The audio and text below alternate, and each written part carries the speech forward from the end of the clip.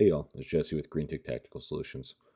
Been getting a lot of requests for more videos, so I figured this would be a good one to post. This is an optic cut we did for a Smith & Wesson M&P Shield. I think this is actually a Shield Plus, but it's being cut for a Holosun 507K. So let's jump right into it. So the first two operations you're going to see here are both roughing operations. It's effectively the same operation, just one is a little bit deeper than the other. You'll see the first one goes down to the very top of the screw hole post.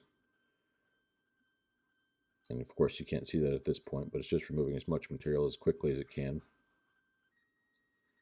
Next operation, you'll start to see the screw hole post develop a little bit, and this is going down to a depth just below the floor, just above the floor of the optic cut. We leave a little bit on the floor for a finishing pass coming up later, but you can start to see those screw hole posts develop at this point. We'll now come through with a 3mm end mill. This is where we get into more of the fine detailed work. This is going to go through here and take contour passes around the front, back, and post. Make sure that everything is the exact dimensions we want it to be. You'll note that it goes around at least twice, sometimes 3 times, depending on which slide we're working on, just to make sure that we don't have any deflection affecting the size of the optic cut. Now you're looking at a finishing pass. This is of course sped up for time, but this takes quite a while. It's going over and taking itty bitty little bites to make sure that every inch of that thing is actually cut a total of 10 times. It usually takes about 5 to 10 minutes, but it's worth it to get a nice clean surface finish.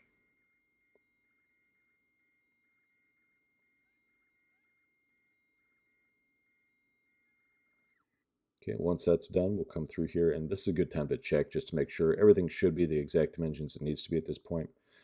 So we'll come through and double check, make sure everything fits exactly how it should. And you may notice a little bit of a wiggle here, not much, but we need to, we leave about 1/1000th of an inch clearance just to make sure that there's enough clearance for Cerakote or DLC, PVD, whatever's applied for a finishing coat. Here, this is just a chamfer mill, just going through cleaning up those edges. Next operation is a spot drill. It's going to come through and create a shallow little pocket. This is important to make sure that the upcoming operation, the drill bit, doesn't walk. Drill bits have a tendency to kind of go their own way if you let them. The spot drill ensures that it knows what path to take and it doesn't walk at all.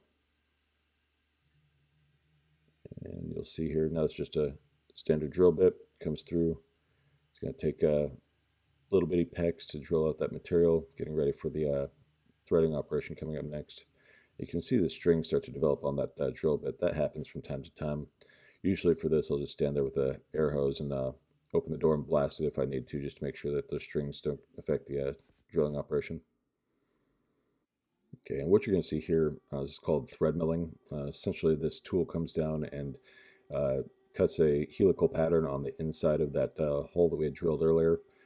Thread milling is quite a bit more expensive for us. However, it is much better. We don't have to worry about breaking a tap inside the slide. We know that we have perfect threads every time. And if we ever have a snug fit, we can always adjust the thread depth if we need to. So at this point, we'll go through and clean off the the optic cut, clean out the threads, and we'll just go through and double check to make sure that the threads actually fit, make sure that everything is nice and snug. And like always, they do, but it's worth it to check. Everything looks good there. So now we'll come through with the optic on, and you'll forgive me, I'm trying to keep my hands out of the way as best I can, but we always go through and double check each screw independent of one another, make sure that it actually holds the optic down by itself. Same thing on this side. If for some reason we can't use screw hole posts, we'll check them together just to make sure that the two holes line up. Forgive that, kind of missed the screw head there a little bit. And that's about it. If you guys have any questions, feel free to call us. You can always call, text, email. There's a chat feature on our website. Links to our contact information will be down in the description below.